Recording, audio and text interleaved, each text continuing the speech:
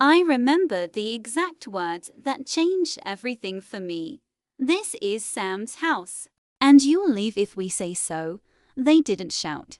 They didn't even look angry. They said it casually, like they were discussing the weather. Like my entire life, my marriage, my place in this home, all of it was theirs to decide. And in that moment, my heart shattered into 1,000 sharp, invisible pieces. But let me start from the beginning, because my story isn't just about one cruel sentence.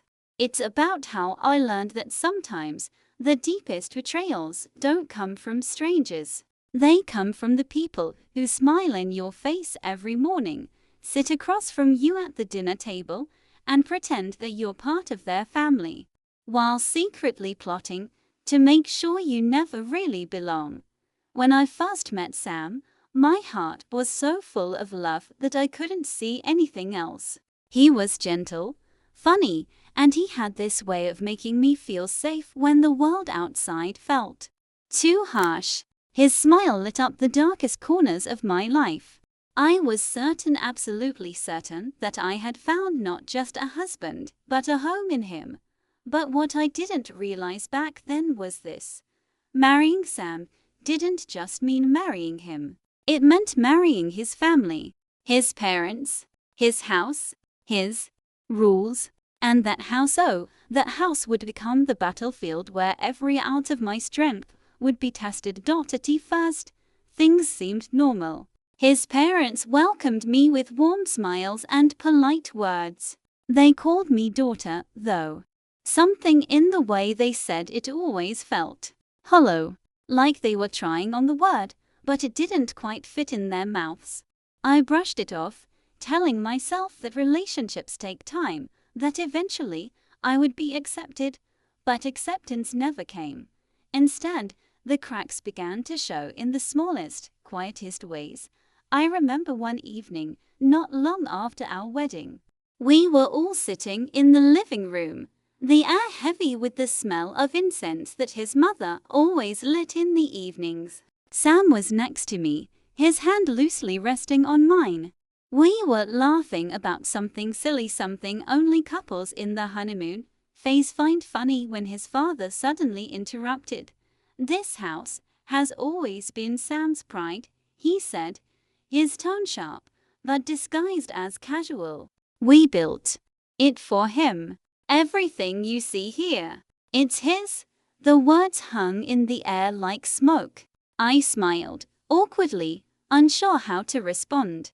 Sam squeezed my hand lightly, but he didn't say anything. And in that silence, I felt something shift. It was small, barely noticeable, but it was the first tug at the threads of my belonging. From then on, little comments became routine. His mother asking me why I rearranged the kitchen shelves. "This is the way we've always done it here." His father questioning why I bought new curtains. "This is Sam's house. We don't need unnecessary changes." At first, I tried to laugh it off, to blend in, to be agreeable. I thought, maybe if I just adapt, they'll see that I belong here. But no matter how much I tried, no matter how much I bent myself to fit their expectations, there was always this invisible wall between us. And behind that wall, I was reminded again and again that I was not one of them.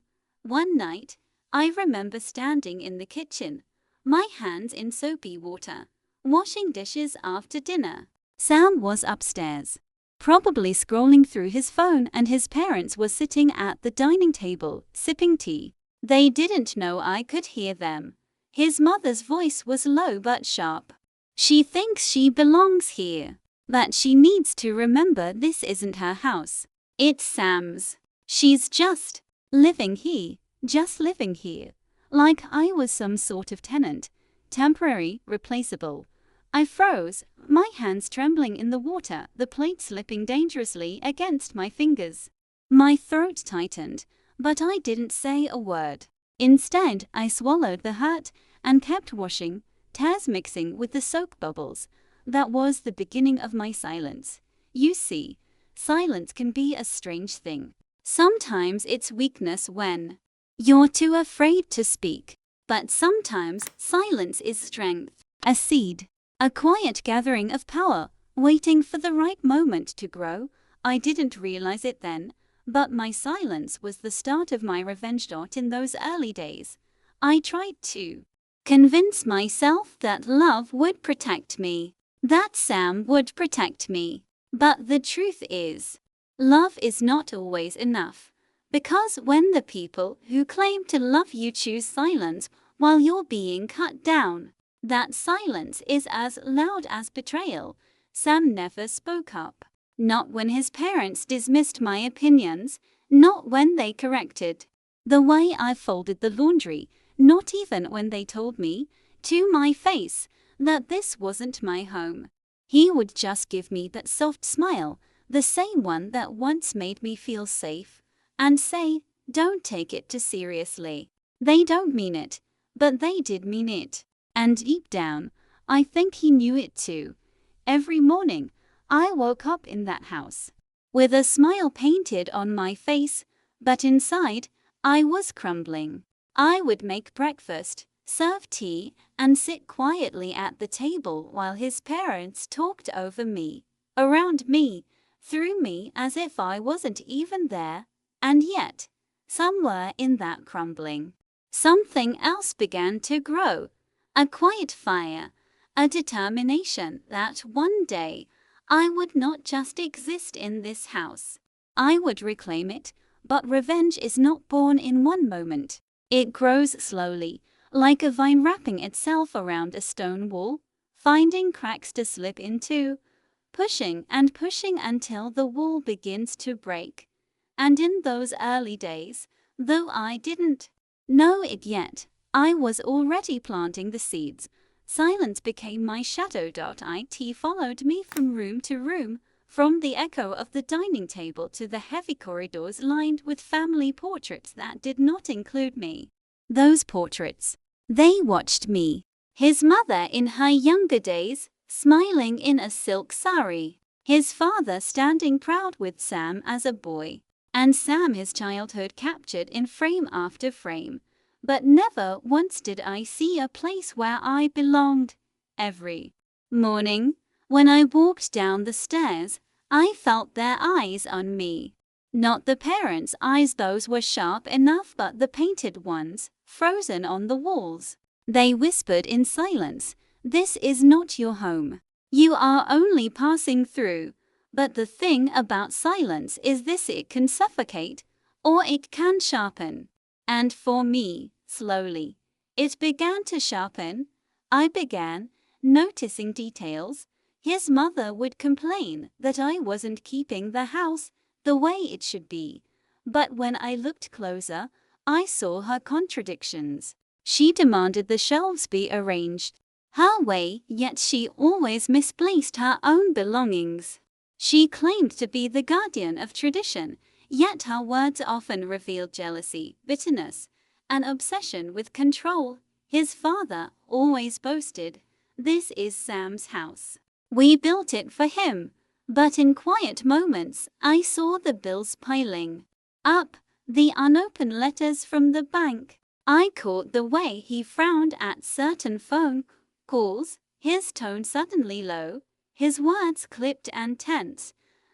They wanted me to feel powerless, but in their arrogance, they didn't realize they were already showing me their weaknesses. One evening, I tried to test my place just a little. Dinner had ended, and as always, I was the one clearing the plates while Sam scrolled through his phone. His parents sat together, sipping tea. Normally, I would stay silent, but something inside me stirred. I asked, softly but firmly, "What do you think about repainting the living room? It feels a bit dark. Maybe a lighter shade would make it warmer." His mother set her cup down, her eyes cold. "This house has been the same for years. It doesn't need change." His father chuckled, not kindly. "If you want new colors, you should try them in your house someday." The words burned, but I didn't let them see me flinch. Instead, I smiled faintly and replied, "Someday, perhaps I will." His mother's eyes narrowed, but she didn't say more. Inside, my heart was pounding. It wasn't much, it wasn't defiance, not yet. But it was a seed, a small, quiet reminder to myself that I could push back, even if only in tiny steps. That night, when Sam and I were alone, I asked him gently, "Why don't you ever say anything when they treat me that way?" He sighed, avoiding my eyes. "It's not worth fighting, love. They're just set in their ways. Let them be, let them be." As if their words didn't slice me open each time. As if my dignity wasn't worth defending. I turned away, swallowing the ache. But in the dark silence of our room, I made myself a promise. If he won't fight for me, then I'll learn to fight for myself. Weeks passed. Their remarks grew bolder. They no longer waited until I left the room. "This food is too spicy. She doesn't know how we like it. She buys too many things, wasting money on nonsense. She doesn't keep the house clean enough. Not like we used to." Each complaint was a needle, sharp and relentless. But instead of breaking me, they stitched something new into me. A tougher skin, a steadier heart, and then came the day that shifted everything.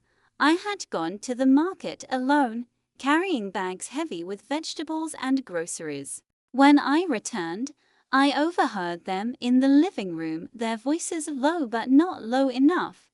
His father, "She acts like this is her place. Always buying, always changing things." His mother, "We need to remind her. This is Sam's house. If she can't respect that, she can leave." And then, a pause. The silence before the dagger. His mother's voice, cold and certain. "One day, we'll tell her directly. She needs to know she has no rights here." I stood frozen at the doorway, the bags cutting into my hands, the weight suddenly unbearable. My heart hammered, my vision blurred, but I didn't let the tears fall, not there, not in front of them. I carried the groceries into the kitchen, set them down carefully, and smiled when they glanced my way. But inside me, something broke. That night, I didn't cry. I didn't scream. Instead, I sat in the quiet and thought, if they wanted me to live, they would soon discover just how wrong they were. Because I was done being silent. I was done waiting for Sam to defend me. They wanted me to feel powerless. But what they didn't realize was this. Sometimes, the person you underestimate the most is the one who learns to rise with the sharpest strength. I didn't know it then, but that moment was the true beginning of my revenge. I used to believe that love was enough, that if Sam loved me, truly loved me, then I could endure anything. His smile, his touch, his presence, it used to feel like armor. But armor made of glass will always shatter under enough pressure. And pressure was exactly what his parents gave me. It started small, yes, but now it grew sharper, louder, more deliberate. The pretense of politeness was slipping. They no longer cared if their words wounded me. In fact, sometimes, it felt as if they wanted to watch me bleed. One morning, I came down to the kitchen earlier than usual. His mother was already there, her hands kneading dough, her face tight with disapproval. "You don't wake up early enough," she said flatly, not looking at me. "In this house, we start the day before the sun rises. A wife should know this." I froze for a moment, then forced myself to smile. "I'll try to wake earlier." She glanced at me, her eyes sharp. "Trying is not enough. You're living in Sam's house. Remember that." Those words again. Sam's house. Always Sam's, never ours. And every time she said them, she took a chisel to my heart, carving out the pieces that belonged to me. That evening, when I told Sam about it, he sighed. As always. Don't take it too hard. That's just how she is. But I did take it too hard. Because how could I not? Each word was a cut, and no matter how small, cuts add up. They bleed you dry. Then came the first open confrontation. It was a Sunday afternoon. We had just finished lunch and I was clearing the table when his father leaned back in his chair, his voice louder than usual. You know, Sam, we worked hard for this house. Every brick, every wall, it was built with our hands. For you. And sometimes, his eyes flicked to me, his lips curling faintly. Sometimes I feel it's not being respected. Sam looked up from his phone, confused. What do you mean, Dad? His father's gaze lingered on me. I mean, this isn't a place for strangers to change as they please. This is your house, Sam, not hers. The room fell silent. I stood there with a stack of plates in my hands, my heart pounding so loudly I was sure they could hear it. Sam shifted uncomfortably but said nothing, and in that silence, the truth became undeniable. When his parents attacked me, Sam would not shield me. He would hide behind silence, behind excuses, behind his fear of displeasing them. That day, something inside me hardened. I realized I could no longer lean on Sam. I was alone in this fight.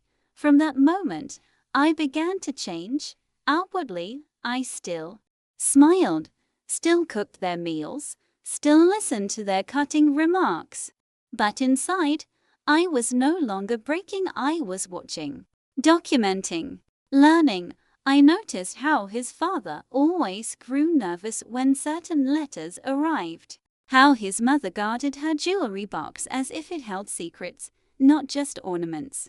I paid attention to the finances, to Sam's carelessness with money, to the way bills were left unpaid.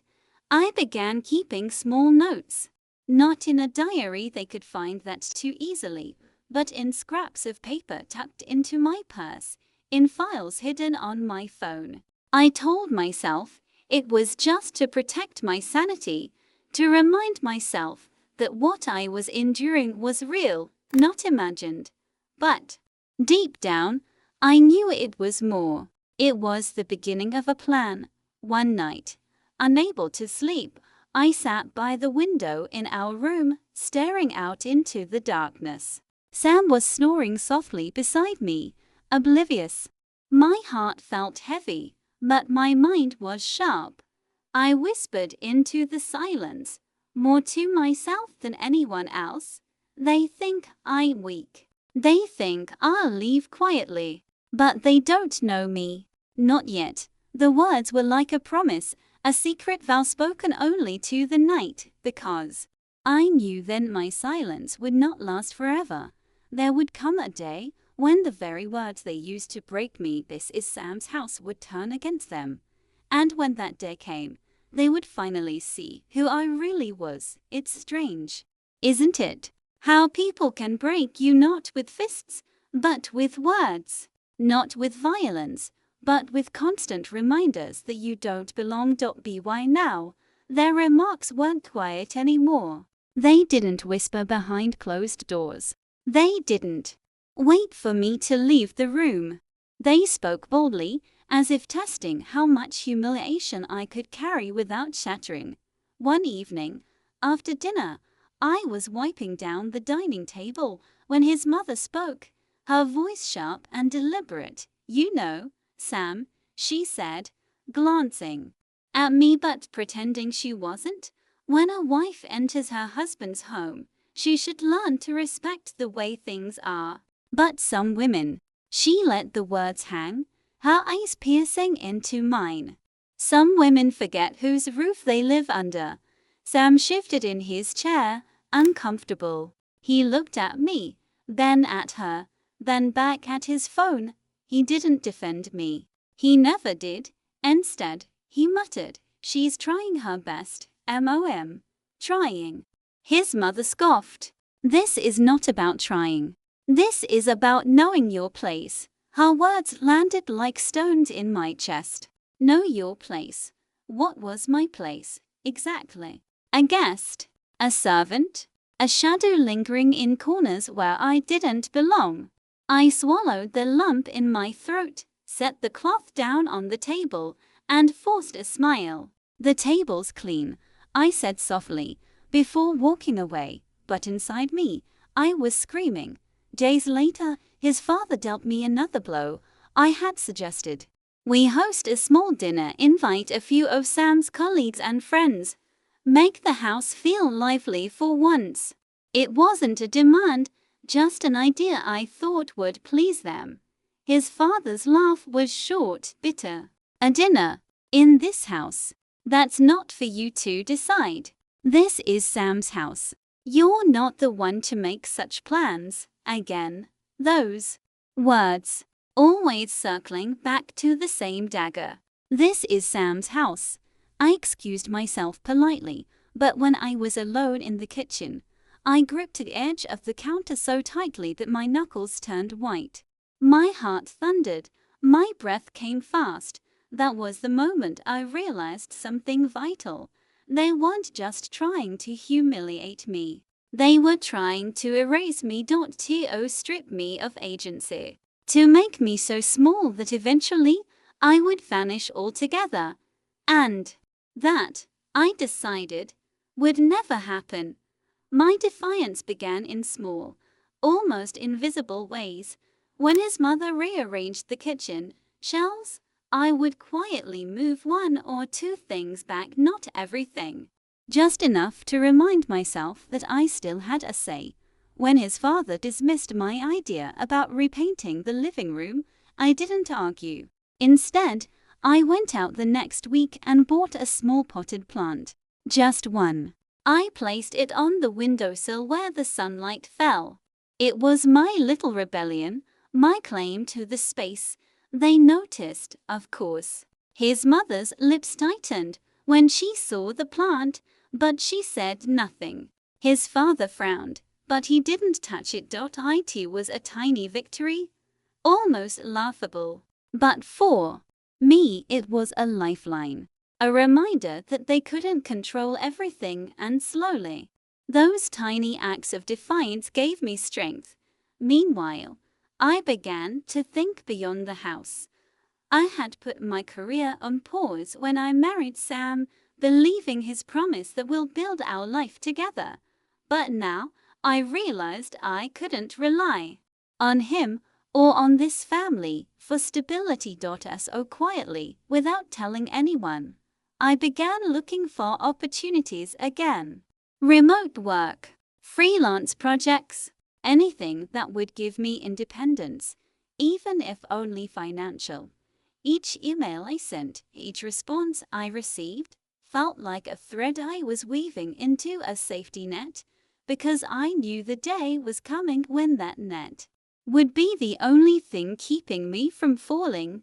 And then, the moment came when their contempt broke through every last veil of civility. It was late evening. We were all in the living room, the TV playing softly in the background. I had just brought in tea when his father turned to me, his expression calm but his words cutting like a blade. "This is Sam's house," he said, slowly, deliberately. "Not yours. Don't forget that. If things don't go as we expect, you will leave." I froze, the tray trembling in my hands. For a moment, I thought I would drop it, that the clattering cups would betray my shaking heart. But I didn't. I set the tray down carefully, straightened my back, and looked at him. Not with tears, not with fear, but with a quiet, simmering fire. "I understand," I said softly. And then I walked away. They thought I was submitting. They thought they had won. But what they didn't realize was that in that moment, my silence was no longer weakness. It was strategy, because now I was done trying to fit in. Now I was preparing to fight. The night his father told me outright, "This is Sam's house, not yours. If we say leave, you'll leave." Something shifted inside me forever. I didn't argue. I didn't cry. I didn't even look angry. I simply nodded, whispered, "I understand," and walked away. But what they couldn't see, what they would never see, was the fire that had begun to blaze beneath my calm surface, because those words, meant to crush me, became the very fuel I needed. After that evening, I stopped expecting kindness. I stopped hoping for acceptance. Instead, I began to watch more closely, to listen more carefully, to notice things I had once ignored. And what I discovered was this: their power was not as absolute as they wanted me to believe.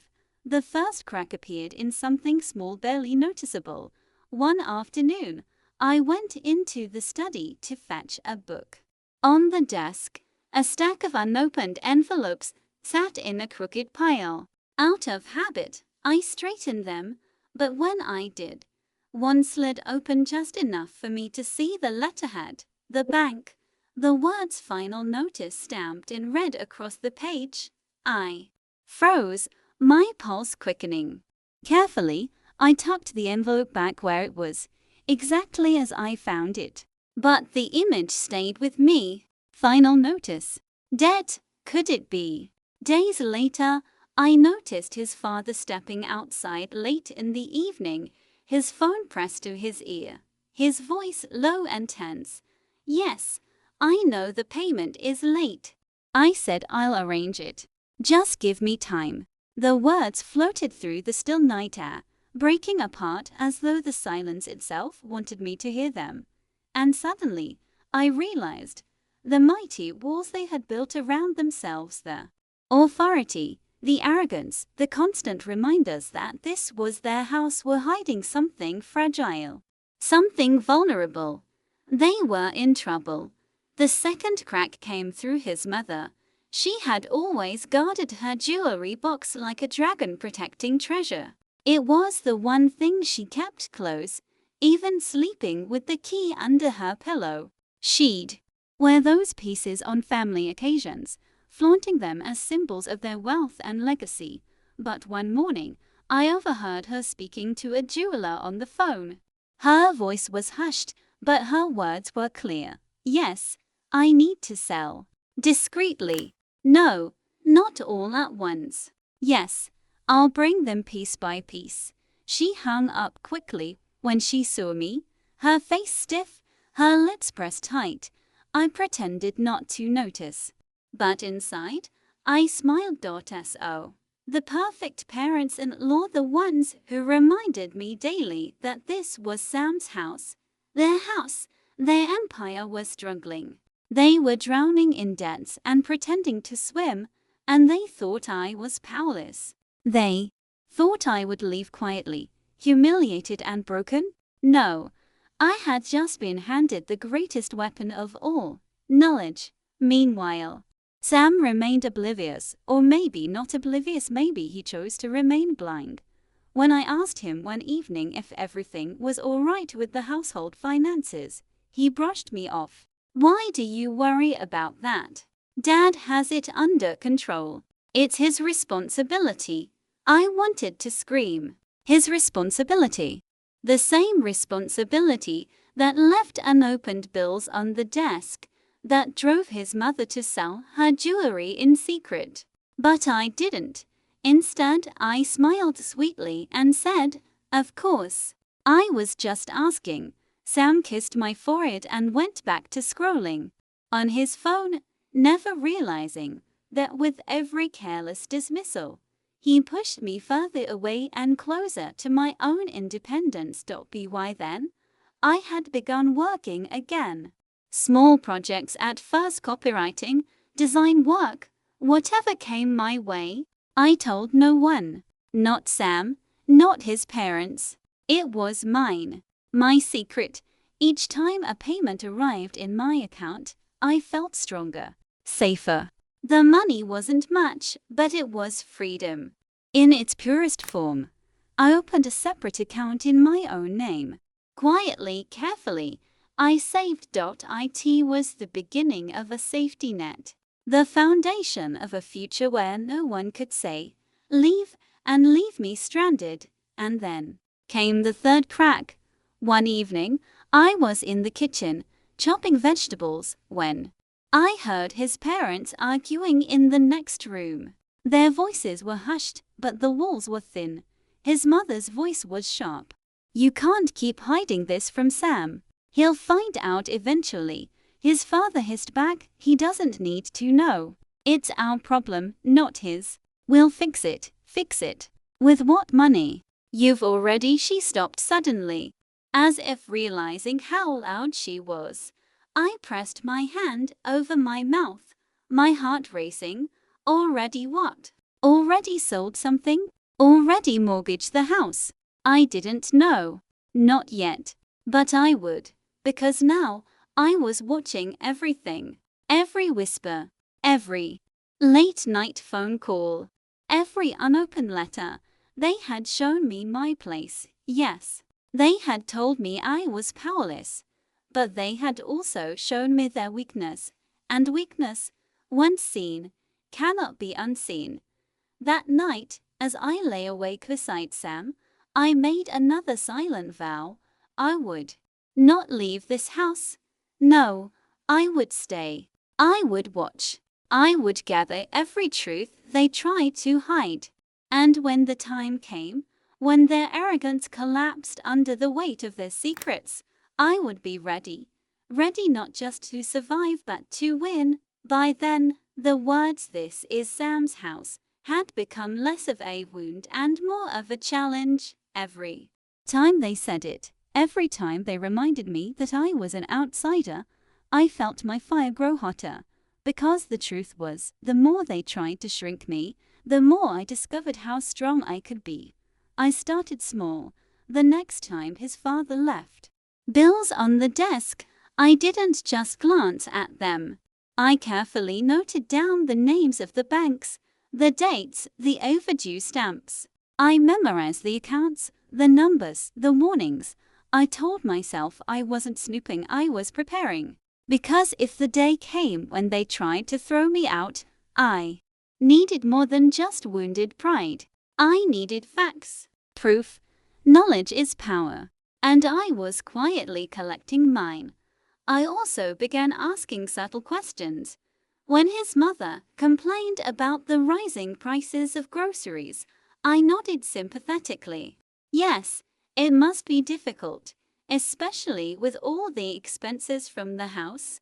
Her eyes flickered nervously before she caught herself. We managed just fine. I smiled, offering nothing more. But inside, I stored her reaction away, like a puzzle piece. When his father boasted about Sam's career, I tilted my head innocently. And the house? Is it fully paid off now? His father's face tightened for a fraction of a second before he answered. Of course. This is our legacy. Another lie. Another crack. Meanwhile, I grew bolder in my independence. I had begun earning steadily through freelance work, and soon the small deposits turned into real money. I opened yet another account, this one completely separate, untraceable to the household. Each transfer I made into that account felt like bricks stacking beneath my feet, building me a ground of my own. It wasn't just money, it was dignity. It was proof that I could survive without them, that my existence wasn't tethered to their approval. And the more I saved, the less their words stuck. But with every step I took forward, their hostility sharpened. One evening, when I was cooking, his mother came into the kitchen. She watched me stir the pot for a moment, then said coldly, "You know, no matter how much you try, this will never be your home. Don't mistake living here for belonging here." I set the spoon down, wiped my hands on a cloth and turned to her with a calm smile. "Of course," I said softly. Her brows furrowed slightly, as if expecting me to break, to protest, to beg for kindness. But I didn't, and that silence unsettled her. Because the thing about bullies is they feed on you pain. When you stop giving it to them, they grow restless. A few days later, his father confronted me more directly. It was late evening. Sam wasn't home yet, and his parents and I were sitting in the living room. The news was playing faintly on the TV, the air heavy with unsaid words. Finally, his father leaned forward. "We've tolerated enough. This house is Sam's, not yours. If we ever feel you're disrespecting it or as you will leave. Do you understand?" His voice was calm, but there was an edge in it, a sharpness meant to intimidate. I met his gaze steadily, my face serene. "I understand," I said, just as calmly. Inside, my heart was pounding. But I held his stare until he looked away. It was the first time I realized something important. They wanted fear from me. They wanted tears. They wanted me to crumble. But when I didn't, they lost power. That night, I wrote everything down, word for word, the exact tone, the exact moment, because I knew someday this record would matter. And more than that, someday, this calm defiance would matter even more. Sam remained the same, silent, distant, unwilling to rock the boat. But I had stopped expecting anything from him. His silence was no longer my heartbreak, it was my freedom. Because now, I no longer waited for him to fight for me. I was fighting for myself. And so, as the days passed, I became to people. On the surface, the quiet daughter-in-law. Polite, obedient, smiling at the right times, cooking, cleaning, fulfilling the role they demanded. But underneath, the observer, the recorder, the planner, every insult became a note. Every lie became evidence. Every cruel remark became fuel. They thought they were winning. They thought they were pushing me closer to the door. But what they didn't realize was this. Every step they pushed me back was only preparing me to strike forward harder than they could ever imagine. One afternoon, when the sun was spilling through the lace curtains, I was cleaning the study. His father always prided himself on his collection of documents and files, organized, locked away, a shrine to his control. But that day, I found something. A folder had slipped behind the cabinet, dusty and forgotten. I pulled it out, meaning to return it, but curiosity caught me, and when I opened it, my breath caught in my chest. Inside were property papers, not for the house as it stood now, but the original deed, and on it, plain as daylight, was not just Sam's father's name. No, there it was. Sam's name too. Joint ownership. CO signed. And just below, a clause that made my pulse race. Spousal rights to be transferred upon marriage. I read it 3 times, my hands trembling. It meant that legally this house wasn't his father's alone. It wasn't just Sam's either. By law, by right, I had a claim. The very house they used to wound me with, the very roof they held over my head like a weapon, it wasn't theirs to throw me out of. It was partly mine. I placed the file back carefully, every motion deliberate, my face expressionless in case anyone walked in. But inside, inside, I was burning. For the first time, I wasn't just defending myself with silence. I had a weapon. A truth they didn't know I knew. That evening, as we all sat at dinner, I looked at his father across the table. He was speaking loudly, boasting as usual about how his house had been built from his hard work. His mother nodded, echoing the lie, and I smiled. Not the smile they were used to, the soft, nervous, apologetic one. No, this was different. calm, certain. The kind of smile you wear when you hold a secret that could shatter someone's world. He didn't notice. Not yet. But I knew. The balance had shifted. Over the next few weeks, I carried that knowledge like a hidden blade. I didn't confront them. Not yet. That would have been reckless. Instead, I learned patience. I let them continue their taunts, their cold reminders. This is Sam's house. Every time they said it, I bit back laughter. Because deep down, I wanted to say, yes, and that means it's mine too. But I stayed quiet, because power is sweetest when revealed at the right moment. In the meantime, my secret savings grew.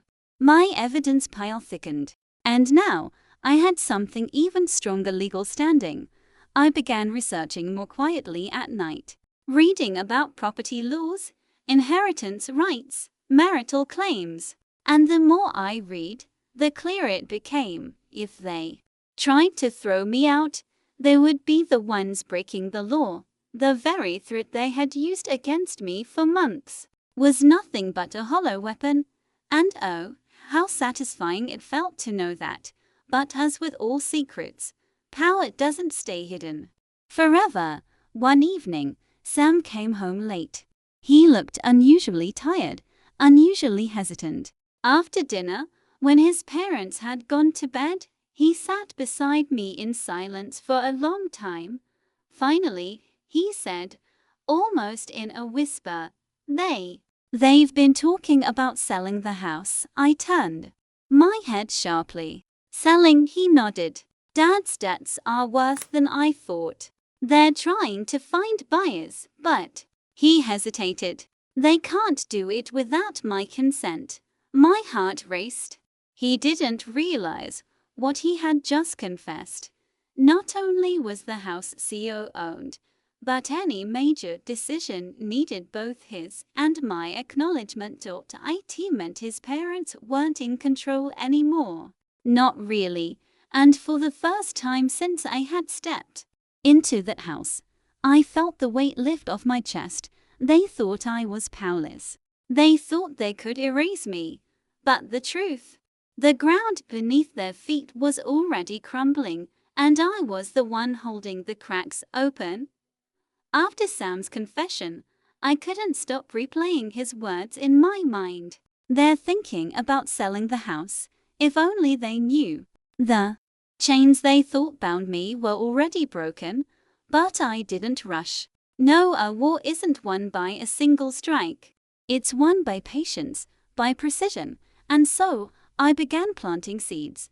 One morning, while his mother was sipping tea, she repeated her favorite line again. "This is Sam's house. You shouldn't forget your place." I stirred my cup slowly, letting her words linger in the air. Then, with the calmest tone I could muster, I said, yes. But you know, sometimes ownership isn't always as simple as people assume. Paperwork can be surprising." Her hand paused mid-air, the teacup rattling faintly against the saucer. She looked at me sharply. "What do you mean by that?" I smiled faintly, lifting my tea to my lips. "Oh, nothing. Just something I read recently about property laws. Very interesting." And then I left it at that. The silence that followed was heavy, buzzing, restless. I could feel her mind racing, her confidence wobbling. It was a small moment, but I knew it was the first crack in her armor. I played the game carefully over the next days. Not outright defiance, but hints, whispers, subtle reminders that maybe, just maybe, I wasn't as powerless as they believed.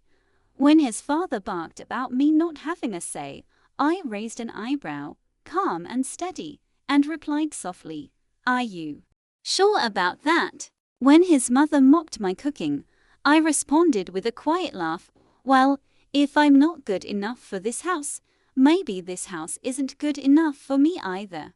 The words were vague, but they landed with weight. I could see it in the way their eyes flickered, in the restless way they shifted in their seats. Then, one evening, I pushed a little further to tea dinner.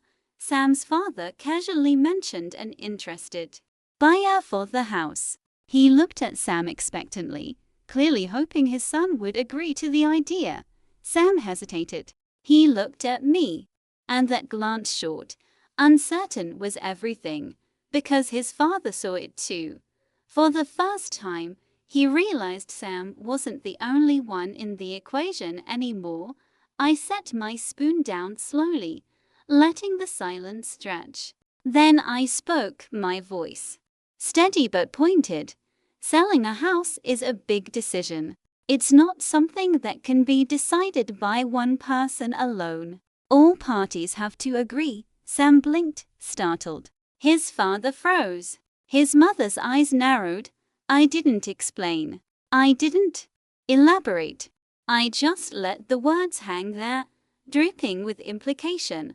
That night, I caught his mother watching me from the hallway, her expression sharper than ever. Suspicion, fear, and oh, how satisfying it was. They had spent months reminding me of my place, humiliating me, stripping me of dignity.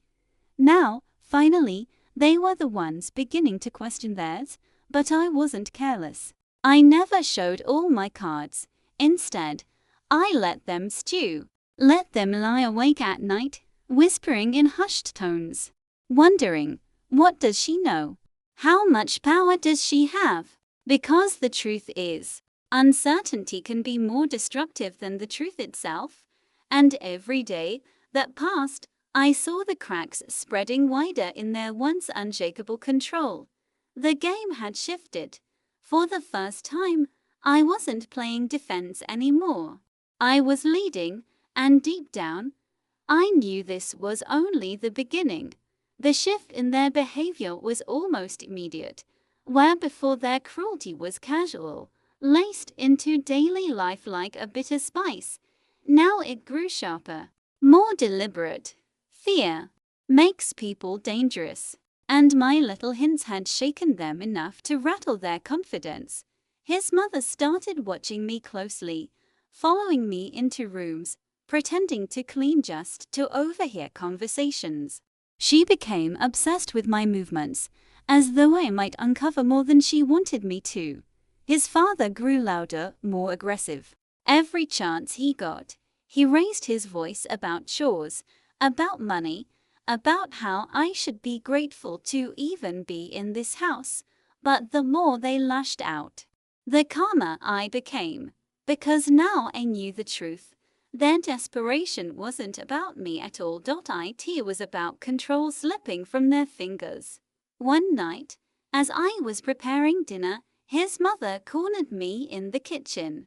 Her voice was low, venomous. You think you're clever, don't you? Smiling, saying little things, acting like you know something. Let me tell you this house isn't yours. It will never be yours. I turned to her slowly, my hands steady as I chopped vegetables. I looked her straight in the eye and said softly, "Are you sure about that?" She blinked. Just for a second, uncertainty flickered across her face. And then she stormed off, slamming the door behind her. That flicker, that brief, unguarded moment was all I needed to know. I was winning, but their retaliation grew bolder. One morning, I discovered they had hidden my savings jar. The money I tucked away so carefully, gone. I searched every corner of the house, but it was nowhere. When I confronted Sam, he looked genuinely shocked, swearing he hadn't touched it. And I believed him, which left only one answer. His parents had stolen it. That night, I sat alone in the bedroom, staring at the empty spot where my jar had once been. For a moment, despair clawed at me. That money had been my safety net, my escape. But then, something inside me hardened. If they thought taking my savings would weaken me, they were wrong. All they had done was cross a line they couldn't return from. They had declared war, and I don't lose wars. The very next day, I started. Moving differently. No more shrinking. No more apologizing. I began walking through that house like I belonged. Because the truth was I did. I stopped waiting for their permission. I cooked meals the way I liked. I redecorated the guest room. I even invited a neighbor in for tea once, smiling brightly as I said, "Welcome to our home." Our home. The look on his mother's face when she overheard that. Priceless. But their fury only deepened. One evening his father exploded at the dinner table, slamming his fist down so hard the plates rattled. "You need to learn your place. This house is Sam's, and we can throw you out whenever we please." The room went silent. I looked at him, my face calm, my voice low and cutting. "Then why haven't you?" His eyes widened. For once, he had no answer, because deep down, he knew what I knew.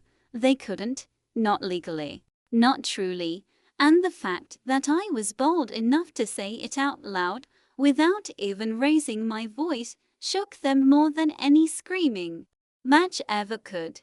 That night, as I lay in bed beside Sam, I felt it. The balance of power had shifted. They were no longer tormentors acting from a place of strength. They were wounded predators, cornered, snapping out of fear, and I was no longer prey. I was the storm gathering outside their door, and soon I would strike. Weeks had passed since the savings incident. Every day I moved with quiet confidence, my calm demeanor unshaken despite their attacks. And then the opportunity came. It was a weekend, and the neighborhood had gathered for the annual charity bazaar. A local news team had arrived to cover the event. Sam's parents were there too, smiling for the camera, projecting the image of the perfect family. They didn't notice me slip inside the study while they were outside, their attention distracted by interviews and photos. Inside, I found more than just papers, invoices, bills, letters, documents revealing debts, overdue taxes, even discrepancies in bank accounts. The very fraud they had held up for months. Control, authority, wealth was crumbling in front of me, and this time, it was tangible. I photographed everything with my phone, careful to leave no trace. Each photo a piece of armor, each document a sword. Later that evening, Sam's mother returned, her mood sharp. "I don't know what you're up to, but I suggest you stop wasting time and start respecting this house." I smiled faintly. "Of course," I said, but inside, my mind raced. They had made one mistake. They had underestimated me. The next morning, an unexpected twist came. A distant relative, who had been away for years, arrived unannounced. She was curious about the property situation, having heard rumors that the family might sell the house. His parents, desperate to impress her, began boasting about their wealth and control over the home. But in their eagerness, they revealed details of debts, hidden sales, and financial struggles. The relative frowned. She began asking questions, probing, insistent. And suddenly, everything spilled out. I stood quietly in the corner, listening. Every secret, every lie, every concealed struggle I had uncovered myself, they were spilling freely, without my intervention. That night, Sam came to me, pale and hesitant. They told her everything, he said. About the debts, about the jewelry sales, everything. I reached out and took his hand. "And now?" I asked softly. "Now," he whispered, almost ashamed.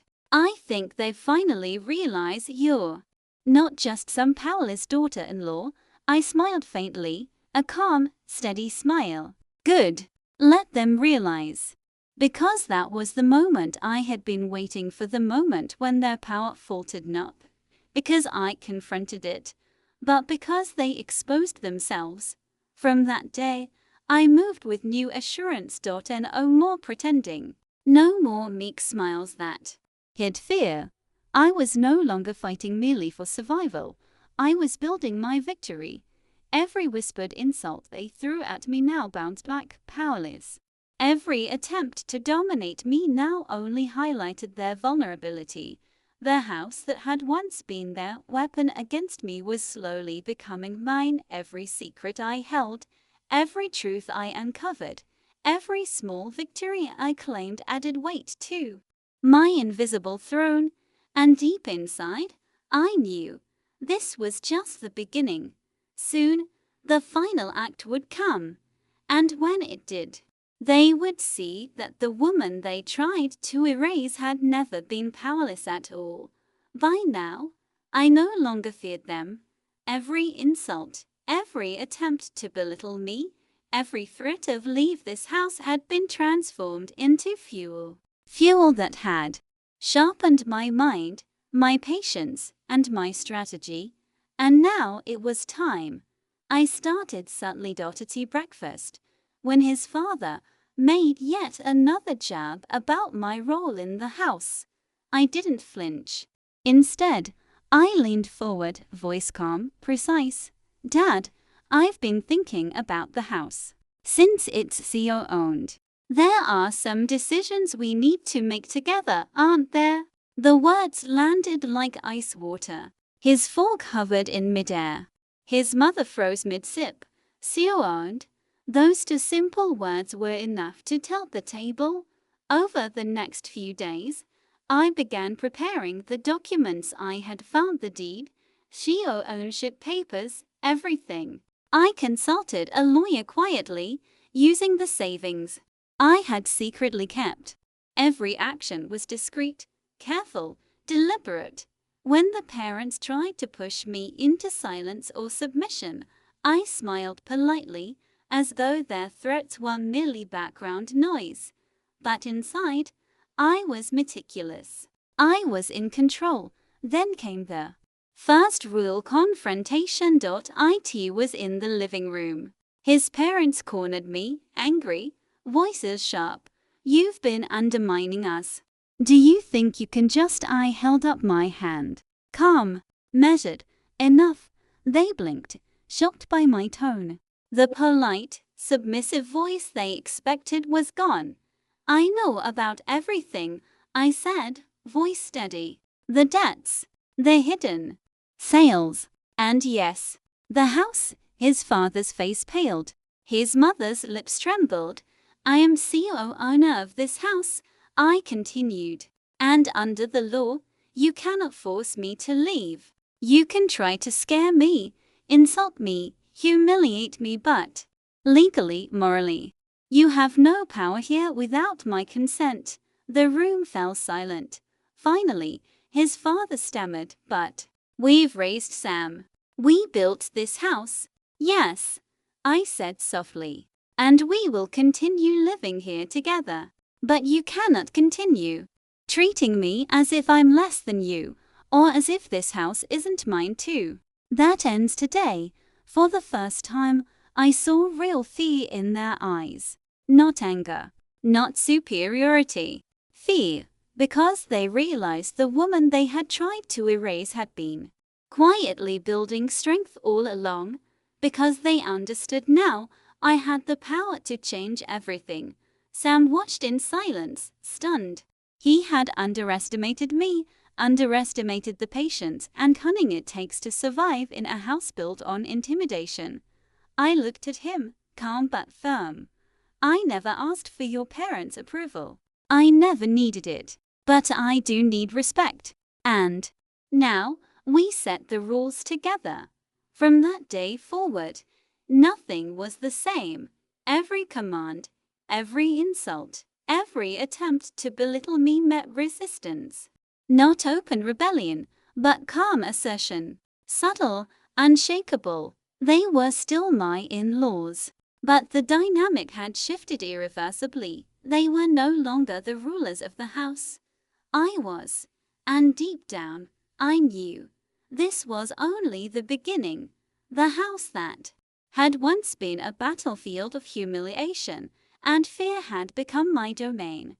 Every corner, every room, every brick, they were now part of my story, my victory, and one day soon, they would finally realize that the woman they tried to erase had never been powerless at all. By now, the house had changed, not in structure, not in walls, but in energy. The quiet fear that had been simmering in his parents' eyes was palpable. Every word they spoke, every step they took, was measured against my presence, and I moved freely, confidently, unapologetically. I too began subtly. Dinner conversations that once revolved around their authority now included my voice. Decisions about household finances, maintenance, and even guests were discussed with me, not around me. When his mother attempted a passive-aggressive remark about how I should learn my place, I simply smiled, calm and unflinching, and said, "Mother, I believe we all have our places." "Respect goes both ways," she faltered. Her lips pressed tight, and for the first time in months, she hesitated before speaking again. Then came the twist I hadn't fully anticipated but that solidified my position. One afternoon, while going through old family albums with Sam, I noticed something unusual. A photograph taken decades ago showed his father's younger sister, my mother-in-law's sister, signing a legal document. On it was a clause that seemed trivial at first glance, but as I read closely, I realized its significance. In case of any disputes regarding property or inheritance, her consent alone could influence ownership. I traced it back. She had been living abroad for years, disconnected from the household, but her signature had been part of the house's legal foundation all along. And suddenly, I realized the leverage I held. If I needed to, I could contact her. Her endorsement would validate every claim I had been quietly preparing. The house wasn't just mine through CEO ownership, it was backed by legal precedent. I now fully understood. That evening, I approached Sam. "Do you realize," I asked quietly, "that I can claim this house completely legally if necessary?" He blinked, shocked, then nodded slowly. I think I understand. You're stronger than I ever imagined." I smiled faintly. I didn't need anyone to imagine. I just needed to wait for the right moment. From that night on, the household dynamic shifted completely. His parents no longer dared to issue threats or dominate conversations. Every action, every word was filtered through caution, respect, and most importantly, fear. The woman they had tried to erase had become the one who could influence every decision. The quiet observer had become the master of the house, and when I finally chose to reveal the extent of my knowledge debts, secret sales, legal ownership, they could do nothing but listen, humiliated and powerless. Sam, at last, looked at me with admiration and understanding. He had seen my patience, my courage, my careful planning, and he realized that the woman he had underestimated had been building her empire silently, cleverly every day. I held his hand. "This house isn't about dominance," I whispered. "It's about respect." And now, finally, we have it. In that moment, the house, once a battlefield of humiliation, control, and fear, became a home of equality, of strength, of unshakable presence. And for the first time, I felt completely at peace, because the woman who had once been told, "You will leave," had stayed, survived, and conquered quietly, cleverly, and finally, undeniably. The storm had passed, not the literal storms that sometimes hit the city, but the invisible ones, the tension, the insults, the constant reminders that I didn't belong. Those storms had finally broken, and in their place, silence, respect, recognition. His parents no longer spoke in tones meant to intimidate. They no longer questioned my choices, mocked my ideas, or attempted to undermine my presence. Instead, there was a careful politeness, tinged with the realization that they had underestimated me. It was a strange feeling, watching the same people who had tormented me learn humility. But more than that, it was empowering, because I had endured. I had planned. I had waited. And finally, I had won.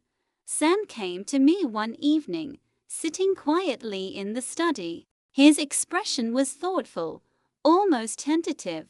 "You were incredible," he said softly. I don't know how you did it. I never imagined you had all this strength." I smiled gently. It wasn't about strength. It was about patience, observation, and understanding where true power lies. And sometimes, the best revenge isn't a confrontation. It's surviving, thriving, and letting the truth reveal itself. He nodded, squeezing my hand. "I've learned more from you than I ever imagined. Not just about the house, but about life." And as I looked around the home, the walls I had once felt trapped within, I realized something profound. The house itself hadn't changed, but I had grown stronger, wiser, more capable. I had learned that no one could define my worth, that no one could erase my presence, and that control was not always about brute force. It was about strategy, patience, and quiet assertion. His parents, they would always be part of our lives, but the power dynamic had shifted irreversibly. They had taught me resilience, but I had taught them humility. And for me, that was victory enough. I stood in the living room one evening, sunlight pouring through the windows, and breathed deeply. This house, once a symbol of oppression, had become a symbol of empowerment. I had been told I would leave. I had been told I was powerless, but I had stayed. I had grown. I had claimed my place.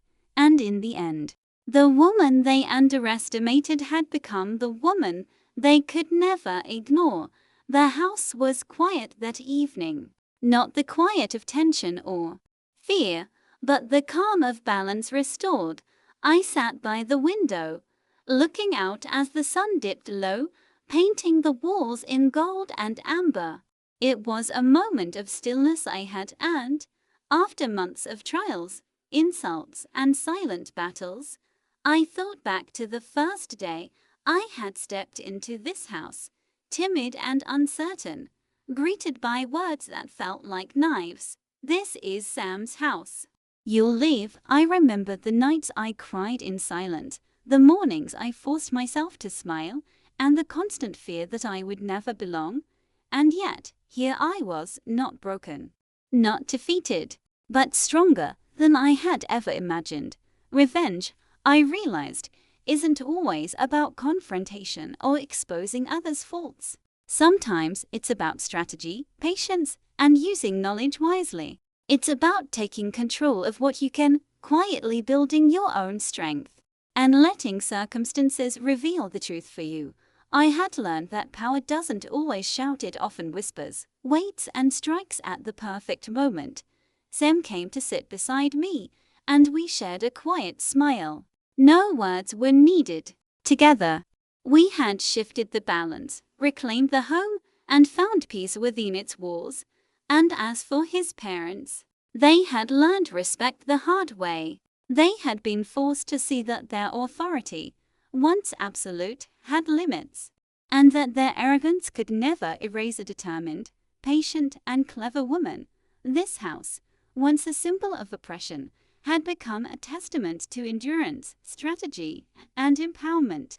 I had been told I would leave, but I stayed. I survived, and I conquered. So, to anyone listening to my story, you may face people who try to diminish you, spaces where you are made to feel small, and moments that seem impossible to endure. But remember this: your strength is quiet, your patience is power, And your intelligence is your weapon. Never underestimate the woman who stands silently. She may just be planning the most beautiful, unstoppable comeback of all, and sometimes the best revenge is simply surviving and thriving in the very space they thought they could use against you. Because at the end of the day, your victory is not measured by their defeat, but by your own rise. Thanks for watching. Hoped you liked it. If you watched till the end, please comment revenge so that we could understand you were with us till the end. As well as, please let us know, where are you watching from? What do you want to hear from us in next video? If you have any incident in your life, please let us know. We would love to share your story. Before leaving, please hit the subscribe button, comment your thought, and share with your nearest and dearest one. See you in the next one. Until to the next one, stay happy.